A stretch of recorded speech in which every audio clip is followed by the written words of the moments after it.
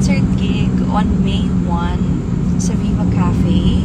Ang kailangan yung gawin ay pumunta po kayo sa page ng Viva Cafe at nandun hanapin ang kanilang contact number so that you can reserve your tickets, you can reserve your slots, you can even reserve a table. Lalo na, syempre, diba, since it's a cafe, maganda dyan guys, pumunta kayo na maaga because doors open at 6. Hey King Julian, happy birthday. Ayan, doors open at 6 and then pwedeng punta na kayo doon, tapos laps na kayo, kumain na kayo para paglabas ko ng mga 8ish, diba? Ano na lang, super wash. Pwede pa rin namang lumaps habang nakanta ko, okay lang. But you know guys, I prepared a very interesting list for everyone so that, diba, makasabay talaga lahat and ma-appreciate yung mga kanta. And it's my first ever long gig. And it's gonna happen in Viva Cafe. And ayun guys, please.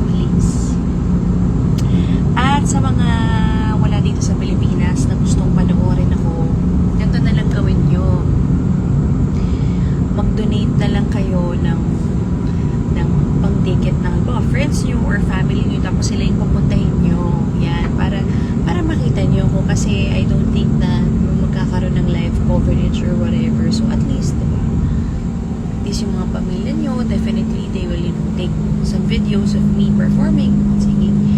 So at least meron kayong glimpse of me, right? So yun, pwede nyong gawin yun sa mag-donate kayo ng pang-tickets. Guys, 900 lang yan sa Viva Cafe on May 1. So, ayun, quick live just to remind everyone again that we have a concert gig happening on May 1 sa Viva Cafe. Doors open at 6. Si Ate Gora. Hey, Ate Gora, how's mom life? Ate Gora, I hope you can come. I hope you can go on my concert gig on May 1 sa Viva Cafe. At sana punta rin lahat. Hindi tayo ng mga nandito ngayon.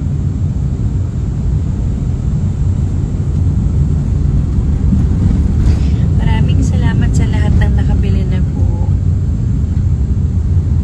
Ayan. Maraming salamat sa inyo sa mga nakabili na ng tickets.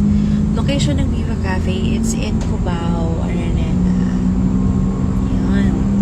Kaya lalo sa mga north, napakalapit nyo lang dyan. Maraming salamat. Wow, si Ate Cora. Thank you, Ate. Si Jobs nanonood din ata din. Hi, Joanne. Thank you again. Gusto ko rin magpasalamat sa favoritas at sa aking mga talagang loyal supporters na most of them wala dito sa Pilipinas at hindi sila makakapanood. So, ang ginawa nila, nag-donate sila guys ng tickets.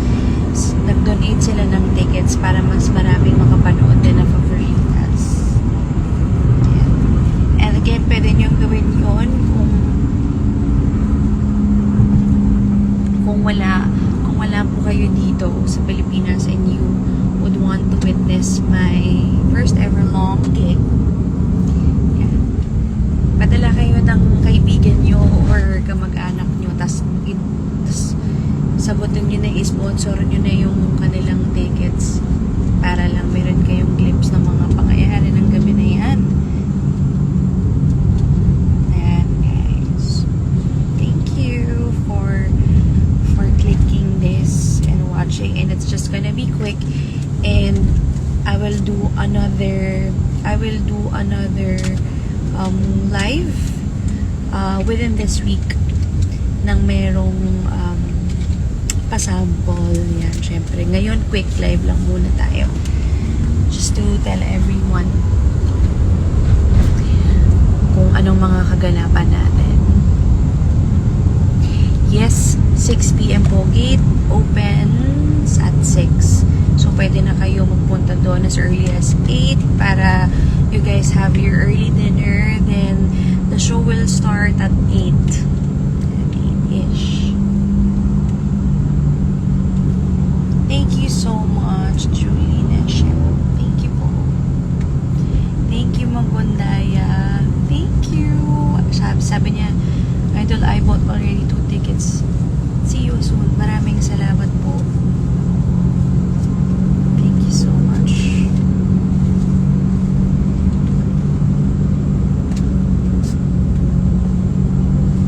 Yeah.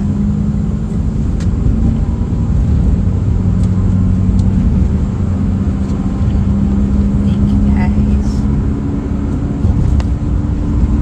So that's it. Yun lang.